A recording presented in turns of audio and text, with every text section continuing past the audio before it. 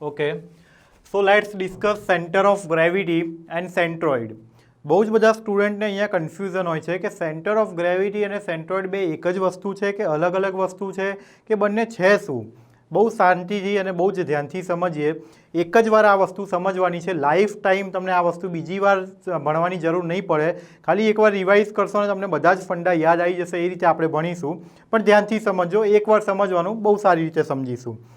વાત કરીએ centre of gravity અને સેન્ટ્રોઇડની, તો એ પહેલાં એક બેઝ લઈ લઈએ કે વસ્તુ છે શું. ઓકે, તો આ જેમ કે આપણને બધાને ખબર છે કે આ આપણી અર્થ છે. અહીંયા કોઈ એક બોડી છે કે કોઈ એક ઓબ્જેક્ટ છે, તો એ ઓબ્જેક્ટ જે છે અર્થના સેન્ટર તરફ એના ઉપર એક એટ્રેક્શન ફોર્સ લાગે છે કે જેને આપણે કહીએ છીએ કે એક વેઇટ ફોર્સ, W=mg.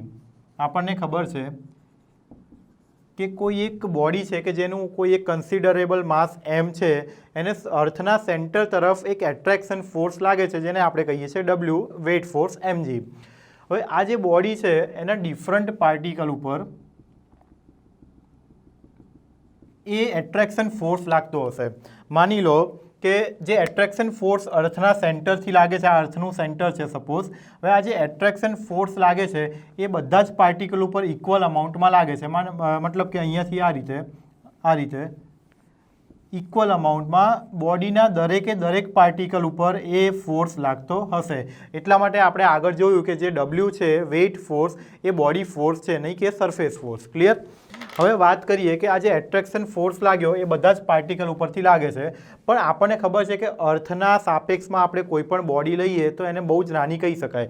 મતલબ કે જો આટલી મોટી અર્થ હોય અને એના ઉપર હું એક ડસ્ટરની વાત કરતો હોય, તો આ ડસ્ટરને હું આના સાપેક્ષમાં બતાવવા જાઉં તો એ કંઈક હું આ રીતે ડ્રો કરી શકું. આ પણ મેં બહુ મોટું ડ્રો કરી દીધું.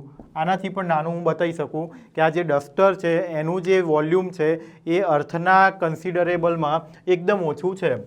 એનો મતલબ કે હું એ રીતે કહી શકું કે આ જે બધા અમાઉન્ટ ઉપરથી કે બધા પાર્ટિકલ ઉપરથી જે ફોર્સ લાગે છે એ હું પેરેલલ લઈ શકું. મતલબ કે હું તમને વિઝ્યુલાઇઝ કરવા માટે એને ઝૂમ કરીને થોડુંક બતાવું. તો સપોઝ આ એક બોડી છે, એના અલગ અલગ પાર્ટિકલ બતાવી દઉં અને આ અર્થનું સેન્ટર છે, તો એના ઉપરના જે ફોર્સીસ લાગતા હશે એને આપણે આ રીતે પેરેલલ કન્સિડર કરી શકીએ. એનું રીઝન શું કે અર્થના કમ્પેરિઝનમાં આપણી બોડી બહુ જ નાની છે અને એ બોડી પરના બી પાર્ટિકલ કે જે અતિ સૂક્ષ્મ કહી શકાય, એ રીતના જે નેનો પાર્ટિકલ્સ છે એના ઉપરથી જે ફોર્સ લાગશે એને આપણે એકબીજાથી પેરેલલ આ રીતે કન્સિડર કરી શકીએ. તો પેરેલલ ફોર્સ આવી ગયા, તો અહીંયા આપણા ફંડા કયા યુઝ થશે? પેરેલલ ફોર્સના ફંડા યુઝ થશે. અને પેરેલલ ફોર્સના ફંડા યુઝ કરીશું ત્યારે આપણે શું કરીએ કે કોઈ એક બોડી ઉપર અલગ અલગ પ્રકારના ફોર્સીસ લાગતા હતા. આ બધા તમે જોશો કે downward or down to earth, એટલે કે ડાઉનવર્ડ ફોર્સીસ હું કહી શકીશ કેમ કે નીચેની સાઈડ એક્ટ થાય છે. એટલે કે લાઇક પેરેલલ ફોર્સીસ છે. લાઇક પેરેલલ ફોર્સીસનું હું રિઝલ્ટન્ટ ફોર્સ નીકાળવા જાઉં તો આપણને ખબર છે કે આપણે ગ્રાફિકલ અને એનાલિટિકલ બંને મેથડથી રિઝલ્ટન્ટ ફોર્સ ફાઇન્ડ કર્યો હતો. તો એ રિઝલ્ટન્ટ ફોર્સ છે એ આ બધા ઇન્ડિવિજ્યુઅલ ફોર્સની ઇફેક્ટ આપણને સેમ આપી દેશે. બરાબર છે? તો હવે વાત કરીએ તો આટલા બધા અલગ અલગ જે પેરેલલ ફોર્સીસ છે એના બદલામાં હું કોઈ એક ફોર્સ જ બતાવું અહીંયા કે જે બધાનો રિઝલ્ટન્ટ હશે. તો આ બોડી ઉપર સપોઝ કોઈ એક એવો રિઝલ્ટન્ટ ફોર્સ મળશે કે જે બધા પેરેલલ રેડ ઇંકથી મેં બતાવ્યા હતા એ બધા જ પેરેલલ ફોર્સની ઇફેક્ટ આ એક ફોર્સ આપણને પ્રોડ્યુસ કરીને આપશે. તો એ જે ફોર્સ હશે એ બોડીના સેન્ટરમાંથી આવતો હશે અને એ અર્થના સેન્ટર તરફ જતો હશે, જેને આપણે કહીએ છીએ ગ્રેવિટેશનલ ફોર્સ.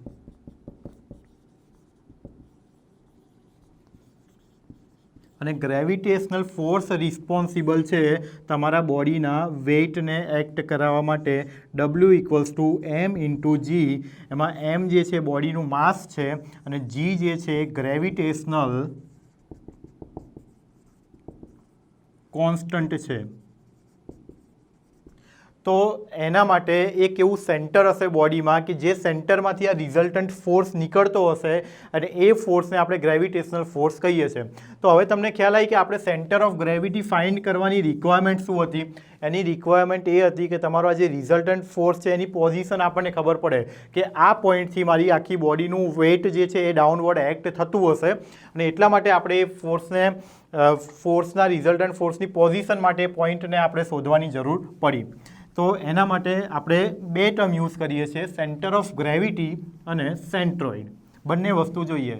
તો હવે સેન્ટર ઓફ ગ્રેવિટી કોઈ તમને પૂછે કે સેન્ટર ઓફ ગ્રેવિટી શું છે તો તમે કઈ રીતે ડિફાઇન કરી શકો.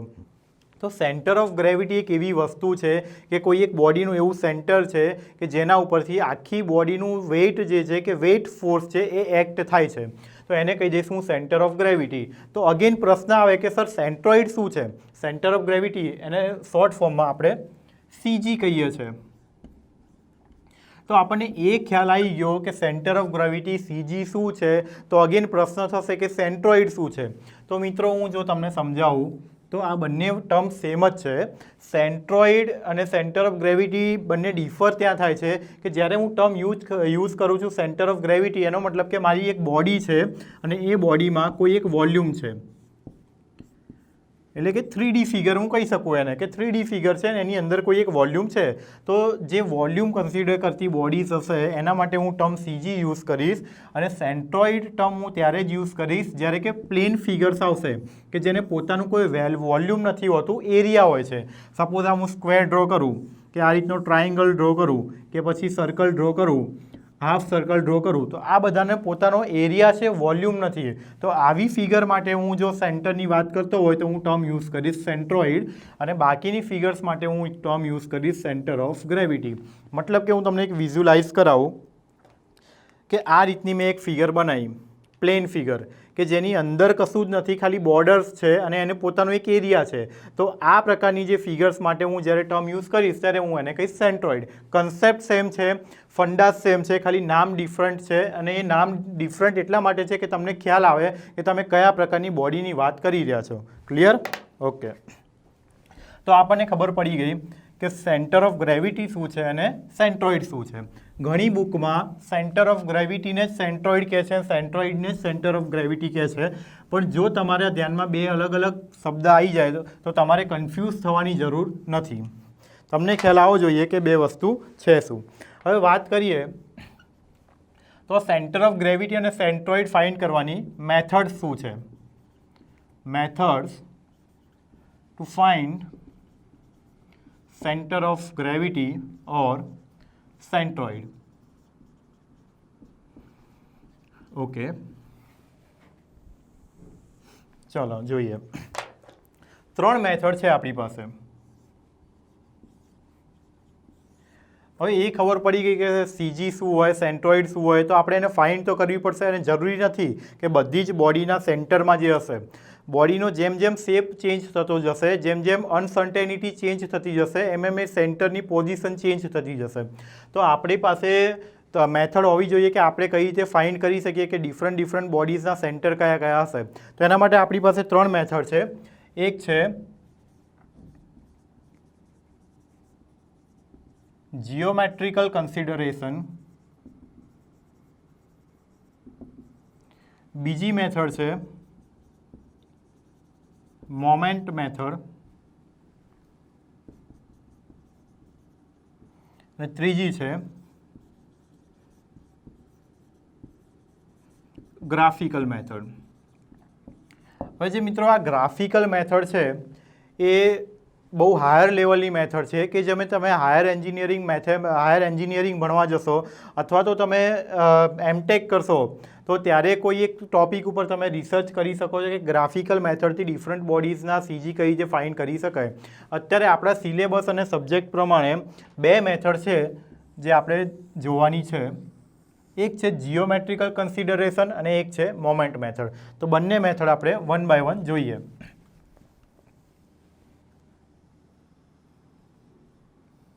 તો જીઓમેટ્રિકલ કન્સિડરેશન શું કહે છે તો એના માટે હું અલગ અલગ પ્રકારની ફિગર તમારી સામે દોરું છું તો તમને ખ્યાલ આવી જશે. તો વાત કરીએ પ્લેન ફિગર્સની, તો હું અહીંયા પહેલાં એક પ્લેન રોડ લઈ લઉં છું.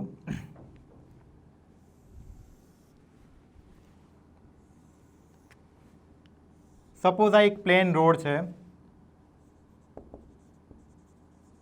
એનું સીજી ક્યાં હશે, એટલે કે સેન્ટ્રોઇડ કે સેન્ટર ઓફ ગ્રેવિટી ક્યાં હશે? તો પ્લેન રોડનું સીજી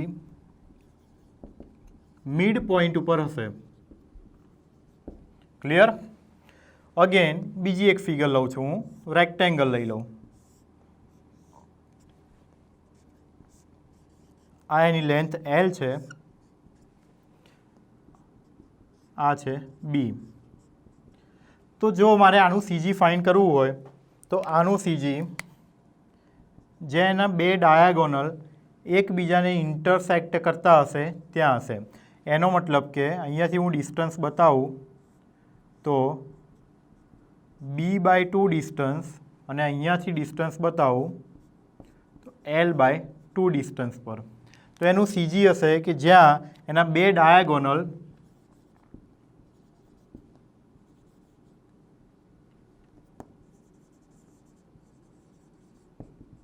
ઇન્ટરસેક્ટ કરતા હશે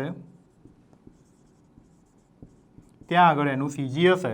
એટલે કે મેથેમેટિકલી વાત કરું તો B/2 અને L/2 ઉપર. ત્રીજી એક ફિગર લઈ લઉં હું, ટ્રાયેંગલ. ટ્રાયેંગલની વાત કરું તો ટ્રાયેંગલનું સીજી ત્યાં હશે કે જ્યાં એના ત્રણ મીડિયન એકબીજાને ઇન્ટરસેક્ટ કરતા હશે. સીજી છે એ જીથી ડિનોટ થશે. CG is at where its three medians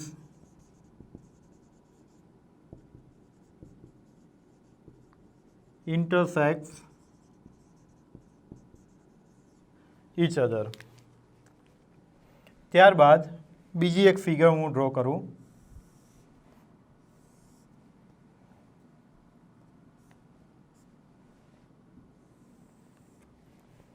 હવે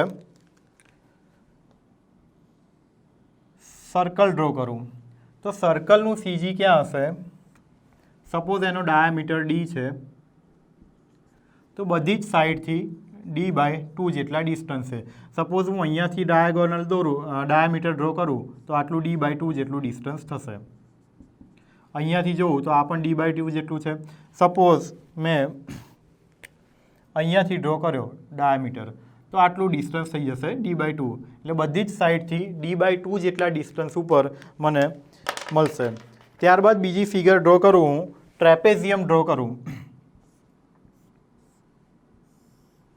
ટ્રેપેઝિયમનો બેઝ છે B, ઉપરની સાઈડ છે A અને ટ્રેપેઝિયમની હાઇટ છે H. તો એનું જે સીજી હશે એ ક્યાંક અહીંયા હશે અને એ સીજીની position at H/3 2A + B/A + B ઉપર હશે. નેક્સ્ટ વાત કરીએ ટ્રેપેઝિયમ પછી આવે છે આપણી પાસે સેમી સર્કલ. સેમી સર્કલની વાત કરીએ તો સેમી સર્કલમાં સપોઝ એની રેડિયસ હું લઈ લઉં છું R. તો સેમી સર્કલમાં એનું સીજી જ્યાં હશે એની પોઝિશન હશે 4R/3π ફ્રોમ ઇટ્સ બેઝ. મતલબ કે 4R/3π જેટલું આટલું ડિસ્ટન્સ ક્યાંથી? તો બેઝથી કેલ્ક્યુલેટ કરવાનું. સેમ એઝ અહીંયા ફ્રોમ એટ ઇટ્સ બેઝ કે આ H/3 2A + B/A + B જેટલું ડિસ્ટન્સ, એટલે કે આટલું ડિસ્ટન્સ બેઝથી નીચેની સાઈડથી. તમે ઉપરની સાઈડથી કેલ્ક્યુલેટ કરવા જશો તો એ અહીંયા ઇક્વેશનમાં ચેન્જ આવી જશે. એટલા માટે બેઝથી આપણે કન્સિડર કરીએ છીએ કે બેઝથી આટલું ડિસ્ટન્સ. ક્લિયર? નેક્સ્ટ ફિગર્સ જોઈએ આપણે.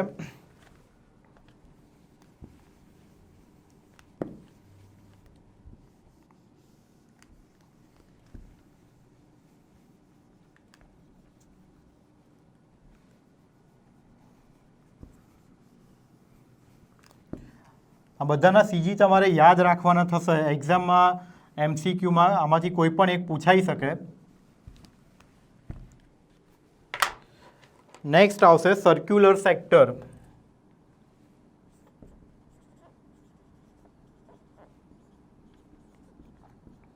સર્ક્યુલર સેક્ટરની વાત કરું તો આ રીતની ફિગર હોય, એમાં રેડિયસ એની આર છે,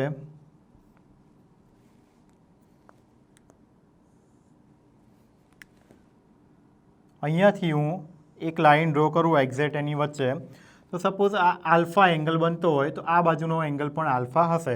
ટોટલ 2 આલ્ફા એંગલ હોય તો એને મારે ઇક્વલી ડિવાઈડ કરવાનો, તો આલ્ફા આલ્ફામાં ડિવાઈડ થશે અને આ પોઈન્ટ ઓ હોય તો અહીંયા એનું ક્યાંક સેન્ટર ઓફ ગ્રેવિટી જી મળશે, જેની વેલ્યુ હશે CG is at 2r/3 sin alpha by alpha.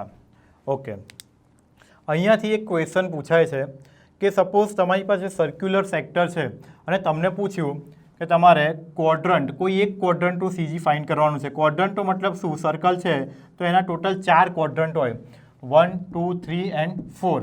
તો 4 ક્વોડ્રન્ટમાંથી તમને એમ પૂછે કે કોઈ એક ક્વોડ્રન્ટનું CG ફાઇન્ડ કરો, તો તમે કઈ રીતે કરી શકો? તો સપોઝ તમને રેડિયસ આપી છે કે રેડિયસ મારી પાસે છે 10 mm. હવે 10 mmની મારી પાસે રેડિયસ છે એટલે હું અહીંયા આરની જગ્યાએ 10 mm મૂકી શકું. બીજી મારી પાસે શું વસ્તુ જોઈએ કે મારી પાસે આલ્ફાની વેલ્યુ જોઈએ. આલ્ફાની વેલ્યુ એટલે શું? કે ટોટલ જે એંગલ બને છે એનો અડધો એંગલ. તો અહીંયા ટોટલ એંગલ બને છે 90 ડિગ્રી, તો એનો અડધો એંગલ એટલે કેટલો થશે? 45 ડિગ્રી. તો હું આ ઇક્વેશનમાં રેડિયસ મૂકીશ અને આલ્ફાની જગ્યાએ 45 મૂકીશ. અહીંયા એક વસ્તુ ધ્યાન રાખવાની કે અહીંયા 45 નહીં મૂકવાનું, અહીંયા તમારે 45ને રેડિયનમાં કન્વર્ટ કરવાના અને રેડિયનવાળી વેલ્યુ મૂકવાની. ત્યારબાદ તમને જે મળશે એ તમને સર્ક્યુલર સેક્ટરનું CG મળશે. ક્લિયર? ત્યારબાદ આપણી પાસે છે હેમિસ્ફિયર. હેમિસ્ફિયરનો મતલબ મિત્રો કે હાફ સ્ફિયર કહી શકાય. આ રીતનું એક સ્ફિયર છે જેની રેડિયસ મને આપી છે R. ક્લિયર? આનું CG મારે ફાઇન્ડ કરવાનું છે. સપોઝ એનું CG ક્યાંક અહીંયા મળે છે તો એનું CGનું ઇક્વેશન છે CG at 3r/8 distance from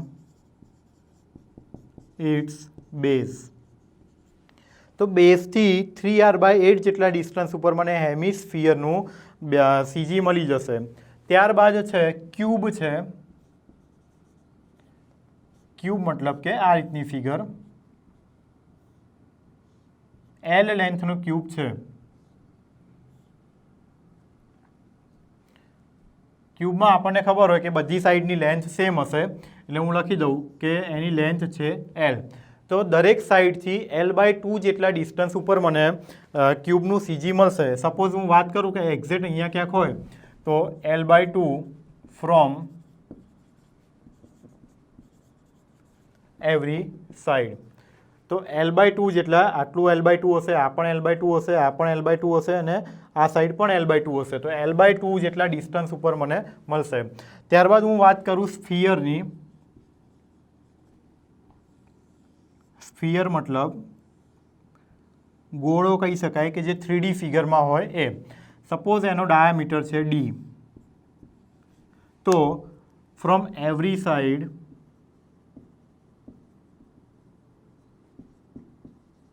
at D/2 distance, બધી જ બાજુથી D/2 જેટલા ડિસ્ટન્સ ઉપર એનું CG હશે. CG ડિનોટ થાય છે G થી. ક્લિયર? નેક્સ્ટ ફિગર છે રાઇટ સર્ક્યુલર સોલિડ કોન.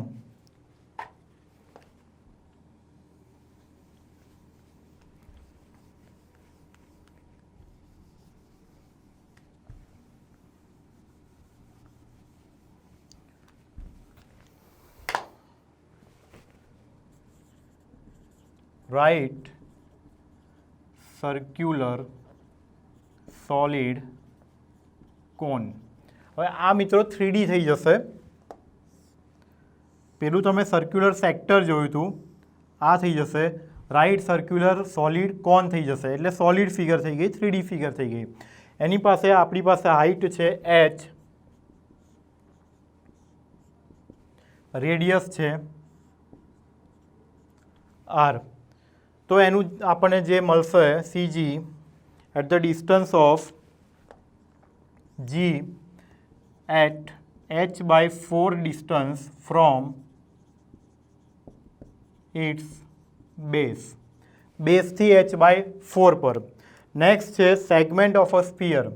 એટલે આ સ્ફિયર જોયું તો સપોઝ એના કોઈ એક સેગમેન્ટની હું વાત કરું.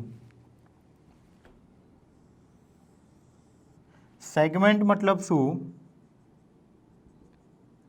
કે સપોઝ આ મારી પાસે એક સ્ફિયર છે, તો એમાંથી મેં ઉપરનો આટલો ભાગ કટ કરી દીધો.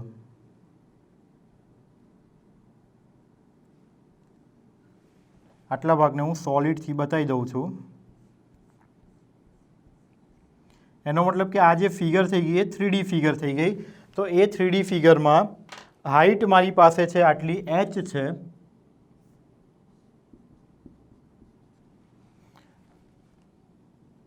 રેડિયસ એની થઈ જશે r, અને એક સેગમેન્ટ મેં કટ કર્યો તો એનું મને જે CG છે એ મળશે 3/4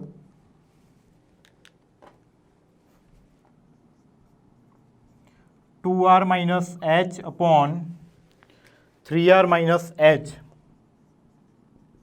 નો સ્ક્વેર. ક્લિયર? તો આ અલગ અલગ જીઓમેટ્રિકલ ફિગર્સ હતી અને એના CG આપણે જોયા કે કોનું CG ક્યાં હોઈ શકે. તો આમાંથી ડાયરેક્ટ તમને એક્ઝામમાં ક્વેશ્ચન પૂછાઈ શકે કે સ્ફિયરનું CG ક્યાં હશે, અથવા તો સેગમેન્ટ ઓફ અ સ્ફિયરનું CG ક્યાં હશે, અથવા રાઇટ સર્ક્યુલર કોનનું CG ક્યાં હશે. ક્લિયર આટલે સુધી? તો હવે આપણે આગળ જોઈએ છે મોમેન્ટ મેથડ, કે મોમેન્ટથી આપણે CG કઈ રીતે ફાઇન્ડ કરી શકીએ કોઈ પણ ફિગરની.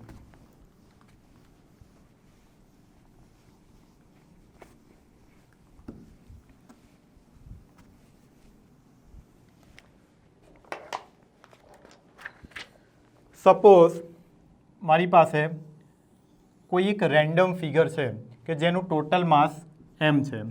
હવે મારે આનું CG ફાઇન્ડ કરવાનું છે. હવે આ ફિગર છે એ કોઈ એક્સિસને સિમેટ્રિક નથી, એટલે ડાયરેક્ટ મને એનું CG મળશે નહીં. તો કોઈક ટ્રીક કાં તો કોઈક રીતથી મારે એનું CG ફાઇન્ડ કરવું પડશે. તો આપણે મોમેન્ટ મેથડથી ફાઇન્ડ કરીએ કે આનું CG કઈ રીતે ફાઇન્ડ કરી શકાય.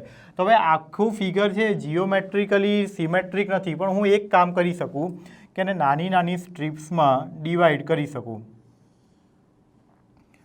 આખા ફિગરને મેં એવી નાની નાની સ્ટ્રીપ્સમાં ડિવાઈડ કર્યું કે જે સ્ટ્રીપ્સનું મને માસ ખબર હોય અને જેનું મને CG ખબર હોય.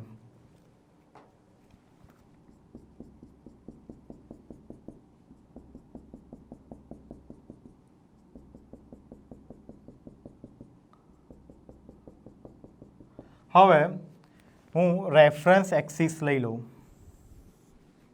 આ થઈ ગઈ x એક્સિસ, આ થઈ ગઈ y એક્સિસ. હવે જો હું વાત કરું આ સ્ટ્રીપની, તો અહીંયાથી x1 જેટલા ડિસ્ટન્સ ઉપર હશે, આ સ્ટ્રીપ x2 જેટલા ડિસ્ટન્સ ઉપર, આ સ્ટ્રીપ જે છે x3 જેટલા ડિસ્ટન્સ ઉપર, અને આ સ્ટ્રીપ જે છે x4 જેટલા ડિસ્ટન્સ ઉપર હશે. તો CG ફાઇન્ડ કરવાનો મતલબ શું કે મારે અલ્ટિમેટલી x બાર અને y બાર ફાઇન્ડ કરવાનું છે. તો હું x બાર અને y બાર કઈ રીતે ફાઇન્ડ કરી શકું એ આપણે જોઈએ.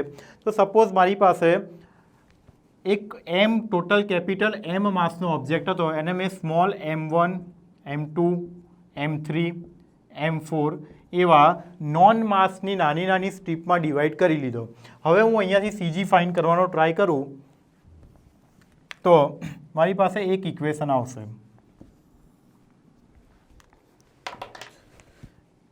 અહીંયાથી હું લખું કે x બાર મારે ફાઇન્ડ કરવો હોય, x બાર, તો x બાર મતલબ શું અને y બાર મતલબ શું? કે x બાર અને y બાર એટલે કે CGના કોઓર્ડિનેટ, કે CG એનું ક્યાં લોકેટ થયેલું છે. તો પહેલાં આપણે x બાર ફાઇન્ડ કરીએ. તો મને ખબર છે કે capital M equals to m1 plus m2 plus m3 plus up to so on. તો જો એ રીતે હું mx બાર ફાઇન્ડ કરું તો મને મળશે જેટલી સ્ટ્રીપ ડિવાઈડ કરી હશે એટલા મને અહીંયા m મળશે. હવે સપોઝ હું mx બારની વાત કરું તો mx બારનો મતલબ શું કે m1 માસ લોકેટ થયેલું છે x1 ડિસ્ટન્સ ઉપર, પ્લસ m2 માસ લોકેટ થયેલું છે x2 ડિસ્ટન્સ ઉપર, પ્લસ M3 માસ x3 ડિસ્ટન્સ પર લોકેટ થયેલું છે.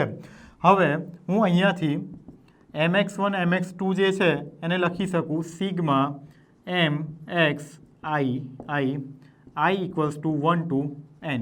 એટલે એક જનરલ ફોર્મમાં લખી દીધું કે capital mx bar equals two summation of mi xi. હવે એક્સ બાર મારે ફાઇન્ડ કરવાનું હતું, મારે ફાઇન્ડ એક્સ બાર કરવાનું હતું, તો આ જે કેપિટલ એમ છે એને હું ડિવાઈડ કરી દઉં. તો અહીંયાથી મને મળી જશે કોઓર્ડિનેટ કોના એક્સ બારના.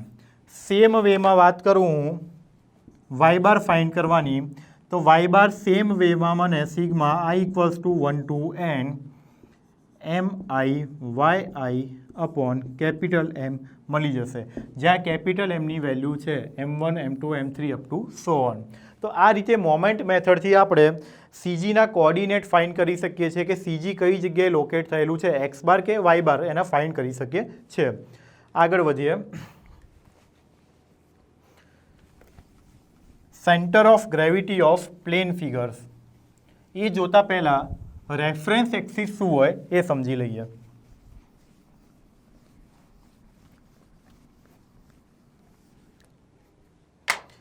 અહીંયા આપણે જોયું કે આપણે ફાઇન્ડ કર્યું એક્સ બાર અને વાય બાર. તો એ એક્સ બાર અને વાય બારના જે કોઓર્ડિનેટ મળશે તો એ કોના રેફરન્સમાં મળશે એ ખાસ વસ્તુ છે. તો અહીંયાથી હું એક્સિસ ઓફ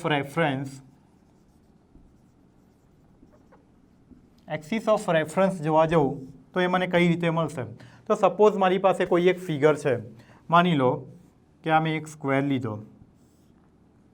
તો આ સ્ક્વેર માટે જ્યારે મારે એક્સિસ ઓફ રેફરન્સ ડિફાઇન કરવી હોય તો હું એવી રીતે ડિફાઇન કરી શકું કે એક્સિસ ઓફ રેફરન્સને હું એ રીતે ડિફાઇન કરું કે એક એવી રેફરન્સ એક્સિસ કે જેના એકોર્ડિંગ કે જેના કમ્પેરિઝનમાં હું મારા સીજીના કોઓર્ડિનેટ ફાઇન્ડ કરું છું, તો એ થઈ જશે મારા એક્સિસ ઓફ રેફરન્સ. તો જ્યારે આપણે પ્લેન ફિગર્સના સીજી ફાઇન્ડ કરતા હોઈએ ત્યારે એની જે બોટમ સરફેસ હોય છે એ બોટમ સરફેસને આપણે રેફરન્સ એક્સિસ લઈએ છીએ. અને વાય એક્સિસ માટે વાત કરું તો એની લેફ્ટ સાઈડની જે લાઇન હોય છે કે લેફ્ટ સાઈડની જે બોર્ડર હોય છે એને આપણે રેફરન્સ એક્સિસ લઈએ છીએ. તો જ્યારે પણ કોઈ ફિગર તમે જોશો કે સપોઝ આ રીતની ફિગર આવી મારી પાસે, તો આના હું કઈ રીતે રેફરન્સ એક્સિસ લઈશ, તો સૌથી બોટમ લાઇન એટલે કે આ લાઇન એને હું એક્સ એક્સિસ માની લઈશ અને સૌથી લેફ્ટ સાઈડની લાઇન એટલે કે આ લાઇનને હું વાય એક્સિસ માની લઈશ. અને આના રેફરન્સમાં હું મારા સીજીના કોઓર્ડિનેટ ફાઇન્ડ કરીશ અને એનાથી મને સીજી મળશે. ક્લિયર? હવે જોઈએ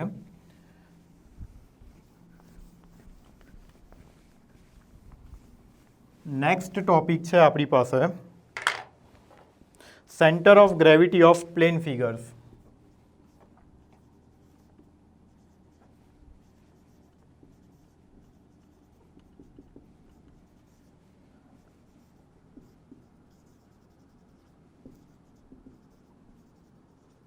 મતલબ કે જે પ્લેન ફિગર્સ આપણે જોઈ હતી એનું સીજી ફાઇન્ડ કરવાનું છે, તો હું સીજી ના લખતા એને સેન્ટ્રોઇડ કહી દઉં તો કોઈ ખોટું કામ નથી. ક્લિયર? ઓકે, ચલો જોઈએ કઈ રીતે ફાઇન્ડ કરી શકીએ. સપોઝ મારી પાસે કોઈ એક ફિગર છે અને એનું સેન્ટ્રોઇડ અથવા તો સીજી ફાઇન્ડ કરવાનું છે, મતલબ કે એક્સ બાર અને વાય બાર ફાઇન્ડ કરવાના છે. હવે પોસિબલ છે કે તમારી જે ફિગર છે એ ડાયરેક્ટલી તમને સીજી ના આપે, પણ તમારે એને એક કરતાં વધારે ભાગમાં કટ કરીને ઇન્ડિવિજ્યુઅલી સીજી ફાઇન્ડ કરીને તમારે કોઓર્ડિનેટ ફાઇન્ડ કરવા પડે. તો સપોઝ એક્સ બાર અને વાય બાર ફાઇન્ડ કરું તો મારી પાસે બે ઇક્વેશન છે, a1x1 plus a2x2 plus a3x3 plus up to so on upon a1 plus a2 plus a3. એ જ રીતે હું વાય બારની વાત કરું તો a1 y1 plus a2 y2 plus a3 y3 plus up to so on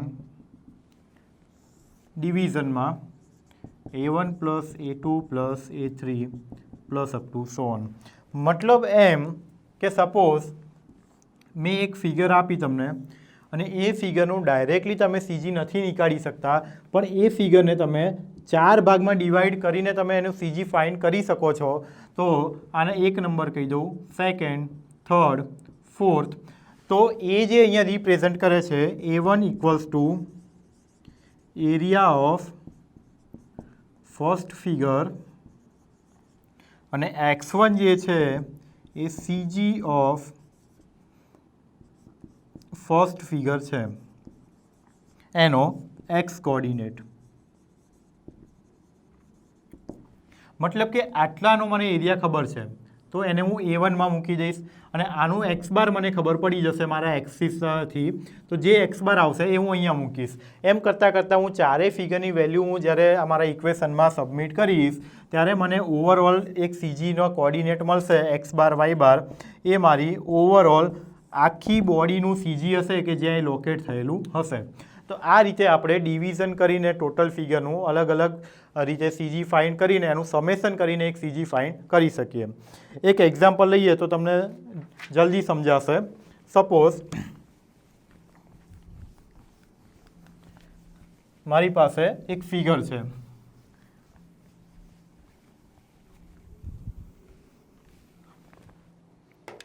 T section છે મારી પાસે. ડ્રો કરી દઉં હું figure.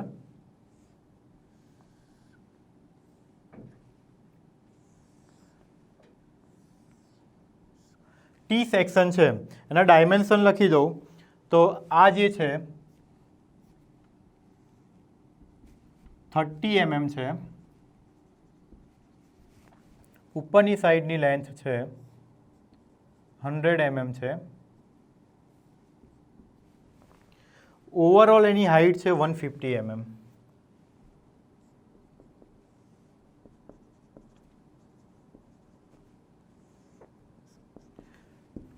I need to find the CG of this T section. So the process is સૌથી પહેલા મારે axis of symmetricity સમજવી પડશે. Axis of સિમેટ્રિસિટી.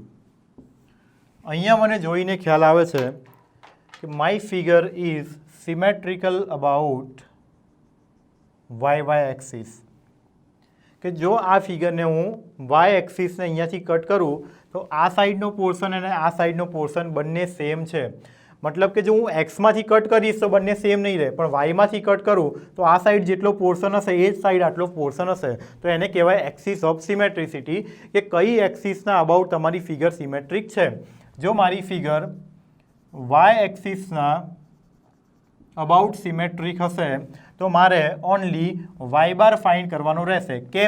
કેમ એટલા માટે કે જે વાય બારના અબાઉટમાં સિમેટ્રિક છે તો એનું જે સીજી છે એ આ વાય બાર ઉપર જ ક્યાંક લાઈ કરતું હશે. વાય બાર ઉપર સીજી હોવાનો મતલબ શું કે મને આટલું ડિસ્ટન્સ તો મળી ગયું. હવે મારે એક્સિસ ઓફ રેફરન્સ લેવાના હોય તો કઈ રીતે લઉં કે સૌથી બોટમ લાઇન, એનો મતલબ કે આ લાઇન, અને વાય એક્સિસ માટે રેફરન્સ લાઇન થશે સૌથી લેફ્ટ સાઈડની લાઇન એટલે કે આ લાઇન. તો હવે મારે સીજીમાં ફાઇન્ડ શું કરવાનું હોય? એક્સ બાર અને વાય બાર. હવે એક્સ બાર અને વાય બાર મારે ફાઇન્ડ કરવાના છે તો મને એક વસ્તુ ખબર છે કે મારી ફિગર છે વાય બારને એટલે મતલબ કે વાય એક્સિસને સિમેટ્રિક છે, એનો મતલબ કે મારું સીજી આ વાય એક્સિસ ઉપર ક્યાંક હશે. અને વાય એક્સિસ ઉપર સીજી હોવાનો મતલબ એ કે આટલું ડિસ્ટન્સ તો મને મળી જ ગયું. જો સપોઝ સીજી અહીંયા હશે તો બી આ ડિસ્ટન્સ સેમ રહેશે, સીજી અહીંયા હશે તો બી આ ડિસ્ટન્સ સેમ રહેશે. એનો મતલબ કે આ એક્સ બાર જે છે એ ફિક્સ થઈ ગયું. બદલાશે શું કે વાય બાર બદલાશે. જો સીજી અહીંયા હોય તો વાય બાર આટલો મળશે, સીજી અહીંયા હશે તો વાય બાર આટલો મળશે. એનો મતલબ કે જો ફિગર વાય એક્સિસના અબાઉટ સિમેટ્રિક હશે તો ખાલી વાય બાર મારે ફાઇન્ડ કરવાનું રહેશે. Y bar needs to be find. અને જો એક્સ એક્સિસના અબાઉટમાં સિમેટ્રિક હશે તો X bar needs to be find. બાકીનો એક કોઓર્ડિનેટ તો ઓલરેડી મને મળી જશે. ઓકે, તો હવે વાત કરીએ કે વાય બાર મારે ફાઇન્ડ કરવાનું છે. મારી પાસે વાય બારનું ઇક્વેશન હતું Y bar equals to A1 Y1 plus A2 Y2 divide by A1 plus A2. મેં અહીંયા એટલા માટે 2 લખ્યા કે હું ફિગરને 1 અને 2 નંબરમાં ડિવાઈડ કરી દઉં. બે ફિગરમાં હું ડિવાઈડ કરી શકું છું, એટલે મેં મારી ફિગરને બેમાં ડિવાઈડ કરી લીધી. ઓકે, જોઈએ તો મારે A1 જોઈશે, Y1 જોઈશે, A2 જોઈશે અને Y2 જોઈશે. વાત કરું A1ની. A1 એટલે કે area of first figure. First ફિગરનો એરિયા શું થશે? 100 ઇન્ટુ 30 ઇક્વલ્સ ટુ 3000. વાત કરું Y1ની. Y1નો મતલબ શું કે હવે આ જે છે રેક્ટેંગલ છે, ને રેક્ટેંગલનું CG મને ખબર હોય કે રેક્ટેંગલનું CG L/2 અને B/2 ડિસ્ટન્સ ઉપર હોય. એટલે મતલબ કે અહીંયા 30 છે તો એના 15 ઉપર આ લાઈન ઉપર ક્યાંક એનું CG લાઈ કરતું હશે. તો Y બાર મારે જોઈએ છે તો આ મને ખબર પડી ગઈ કે ટોટલ અહીંયા 15 જેટલા ડિસ્ટન્સ ઉપર, એટલે કે આ B/2 જેટલા ડિસ્ટન્સ ઉપર હશે. પણ ઓલરેડી મારી એક્સિસ ઓફ રેફરન્સથી એ ટોટલ 150 mm છે અને આ 30 mm છે, એટલે આટલું 120 mm થઈ જશે. તો મારા એક્સિસ ઓફ રેફરન્સથી આ પોઈન્ટ કેટલો દૂર છે? કેમ કે મેં એક્સિસ રેફરન્સ શું લીધી છે? બોટમ લાઇન લીધી છે અને લેફ્ટ લાઇન લીધી છે. તો આ 15 પ્લસ 120 એટલે કે Y1 જે છે મને મળશે 15 પ્લસ 120 જેટલા ડિસ્ટન્સ ઉપર. ઓલરેડી મને Y બાર ફિગર 1 માટેનો ખબર છે કે 15 ઉપર છે, પણ મારી રેફરન્સ લાઇનથી એ કેટલો દૂર છે? મારી રેફરન્સ લાઇનથી 120 પ્લસ 15 એટલે 135 mm જેટલો એ ઉપર છે. તો Y બાર મને મળશે 135. ઓકે, વાત કરીએ A2ની. A2 મતલબ કે area of second figure. Area of second figure શું છે? એનું એક ડાયમેન્શન અહીંયા 30 mm આપેલું છે,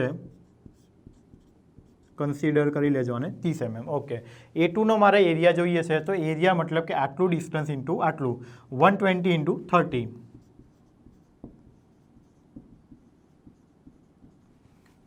3600. Y2ની વાત કરું તો Y2 મતલબ રેક્ટેંગલ છે, તો રેક્ટેંગલમાં આપણે જોયું કે L/2 અને B/2 પર એનું CG હોય. મતલબ કે મારે Y બારમાં જ Y ડિસ્ટન્સ જોઈએ છે 120/2 એટલે કે 120/2 મીન્સ 60 mm ઉપર હશે. અને અહીંયા કોઈ એડિશન કરવાની જરૂર નહીં પડે કેમ કે બોટમ લાઇન મારી X ઉપર જ છે. તો અહીંયાથી જે ડિસ્ટન્સ હશે એ જ ડિસ્ટન્સ હું અહીંયા કન્સિડર કરીશ.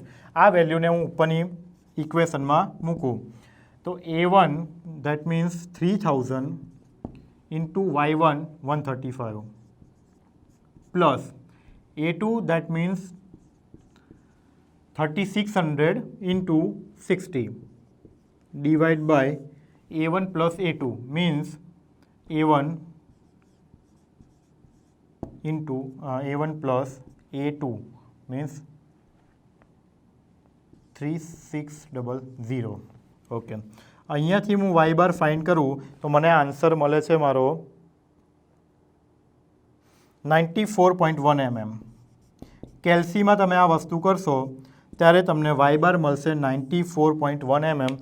ધેટ મીન્સ કે અહીંયાથી 94 mm સપોઝ ક્યાંક અહીંયા આવતું હશે તો આ એનું G થઈ ગયું કે CG થઈ ગયું.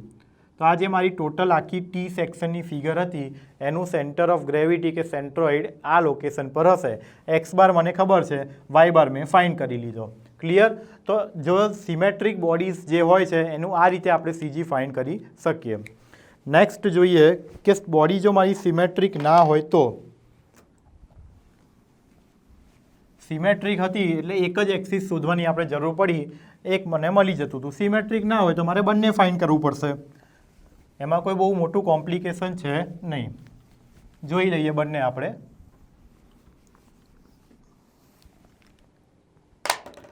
બીજી એક ફિગર લઉં છું હું, L સેક્શન લઉં છું.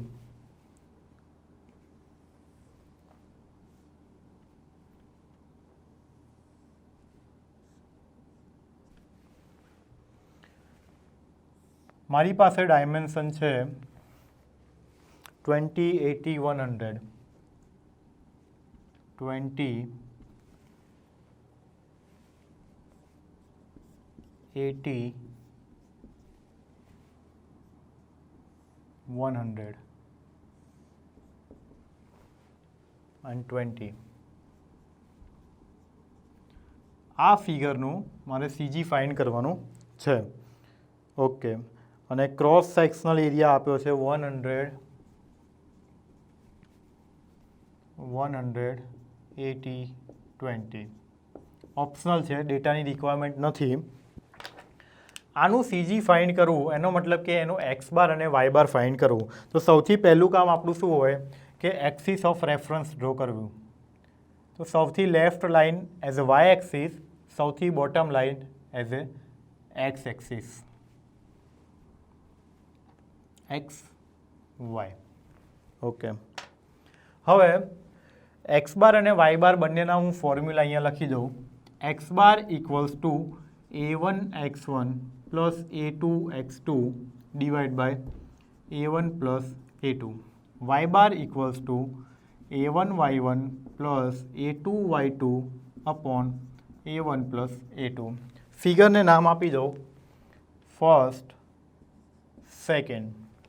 તો હવે ચાલુ કરીએ ફર્સ્ટ નંબરની ફિગરથી. ડેટા કેટલો રિક્વાયર્ડ છે? a1 x1 a2 x2. તો a1 મીન્સ કે area of first figure 20 into 100 2000. Okay, next a2 area of second figure 20 into. હવે ટોટલ 80 આપ્યું છે. અહીંયા ઉતાવળમાં એ ભૂલ નહીં કરવાની કે 20 into 80 કરવાનું. આ ટોટલ 80 છે. આપણી ફિગર ક્યાં છે? આટલી.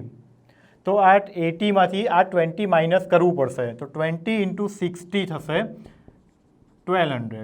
ક્લિયર? ઓકે, x1ની વાત કરીએ.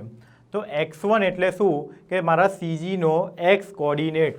હવે આ મને ખબર છે કે રેક્ટેંગલ છે એટલે એનો એક્સ કોર્ડિનેટ મતલબ કે અહીંયા ક્યાંક એનું સીજી હશે અને એક્સ કોર્ડિનેટ એટલે આટલું ડિસ્ટન્સ. આટલું ડિસ્ટન્સ કેટલું હોય? તો અડધું હોય એનું. x1 થશે 20/2 એટલે કે 10 mm. ઓકે, બધા ડાયમેન્શન એમએમમાં કન્સિડર કરી લેવાના. ક્લિયર?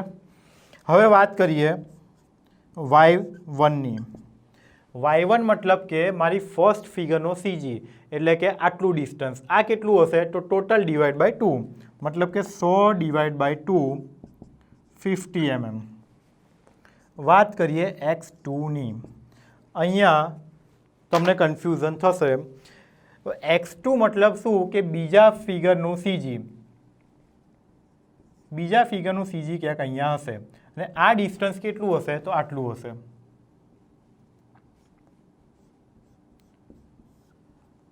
આ ડિસ્ટન્સનો મતલબ કે આ ટોટલ હતું 80, એમાંથી આટલું હતું 60 અને આ 60નું અડધું એટલે કે આ થઈ જશે 30. હવે 30 તો આ સીજીનો કોર્ડિનેટ છે, પણ મિત્રો મારી એક્સિસ ક્યાં છે? મારી એક્સિસ અહીંયા છે. તો અહીંયાથી આટલું ડિસ્ટન્સ મારે જોઈશે. તો એ ડિસ્ટન્સ કેટલું હશે? આ 30 પ્લસ આ 20 એટલે ટોટલ થશે 50. તો x2 મને અહીંયાથી મળશે 50. y2ની વાત કરું તો y2 મતલબ કે આટલું ડિસ્ટન્સ. આ ડિસ્ટન્સ મતલબ કે આનું અડધું અને એનું અડધું ડિસ્ટન્સ થશે 10. અહીંયા લખી દો 20/2 મતલબ કે 10. ઓકે, બધો જ ડેટા આપણે ક્વેશ્ચનમાં એન્ટર કરીએ. એક્સ બાર ફાઇન્ડ કરીએ. a1 2000 into x1 10 plus a2 1200 x2 50 divide by a1 plus a2 means 2000 plus 1200. તો અહીંયાથી મને એક્સ બારની વેલ્યુ મળશે. તમે કેલ્ક્યુલેશન કરશો ત્યારે તમને વેલ્યુ મળી જશે 25 mm. વાય બાર ફાઇન્ડ કરીએ. a1 y1. a1 means 2000, y1 means 50 plus a2 y2. a2 means 1200, y2 means 10 divide by 2000 into 2000 plus 1200. તો વાય બાર અહીંયાથી મને મળે છે 35 mm. તો હવે મને મારી બોડીના સીજીના કોઓર્ડિનેટ્સ મળી ગયા. X bar Y bar equals to 25 35. તો હવે હું અહીંયા ગ્રીન પેનથી ઇન્ડિકેટ કરું સીજી ક્યાં હશે. 25x બાર મતલબ કે આ 20 છે તો ક્યાંક અહીંયા એટલે આ 25 વાળી લાઈન આવી જશે અહીંયા. અને 35 y બારમાં 35નો મતલબ આ 20 છે તો બીજું 20 આટલે થશે તો 35 ક્યાંક આટલે આવશે. તો આ થઈ ગયા મારી બોડીના કોઓર્ડિનેટ્સ સીજીના. તો અહીંયા ક્યાંક મારી બોડીનું સીજી લાઈ કરતું હશે. તો આ વસ્તુ ખાસ ધ્યાનમાં રાખવાની કે સિમેટ્રિક અને અનસિમેટ્રિક બોડીનું સીજી તમે કઈ રીતે ફાઇન્ડ કરી શકો. નેક્સ્ટ જોઈએ આપણે centre of gravity of a solid bodies. અત્યાર સુધી જે જોઈએ આપણે પ્લેન ફિગર જોઈ કે જેનો એરિયા હોય વોલ્યુમ ના હોય, અને બીજી રીતે કહું તો 2D ફિગર્સ જોઈએ આપણે. હવે જોઈએ 3D ફિગર્સ કે જેનું વોલ્યુમ હશે. તો ઇક્વેશનમાં કોઈ ચેન્જ આવતો નથી, એરિયાની જગ્યાએ વોલ્યુમને રિપ્લેસ કરવાનું થશે. ફંડા સેમ રહેશે. સપોઝ એક્સ બારનું મારું ઇક્વેશન થતું હતું a1x1 plus a2x2 divide by a1 plus a2. તો હવે એ ચેન્જ થઈને થઈ જશે v1x1 plus v2x2 divide by v1 plus v2, જેમાં v1 અને v2 છે બોડી 1 અને બોડી 2નું વોલ્યુમ. કેમ કે 3D ફિગર છે એટલે એનું વોલ્યુમ હશે તો આપણે વોલ્યુમ કન્સિડર કરીશું. એક્ઝામ્પલ જોઈએ. એક્ઝામ્પલ જોતા પહેલાં આપણે 3 જે વેલ નોન બોડીઝ છે એના વોલ્યુમ લખી દઈએ. પહેલું છે volume of cylinder.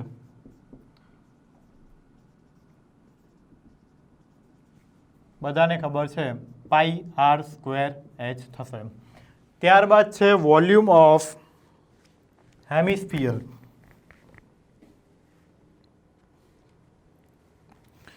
Volume of hemisphere થશે 2/3 πr³. Volume of hemisphere 2/3 πr³. અને ત્યારબાદ છે volume of a circular solid cone. Volume of circular solid cone equals to 2/3 πr²h. Clear? એમાં h જે છે એ કોનની હાઇટ હશે અથવા સિલિન્ડરની હાઇટ હશે. π/3 r²h થશે. ક્લિયર?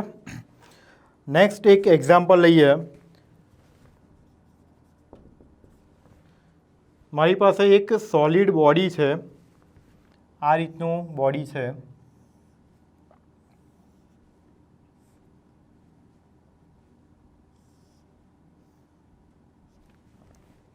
એમાં એની હાઇટ કેપિટલ H છે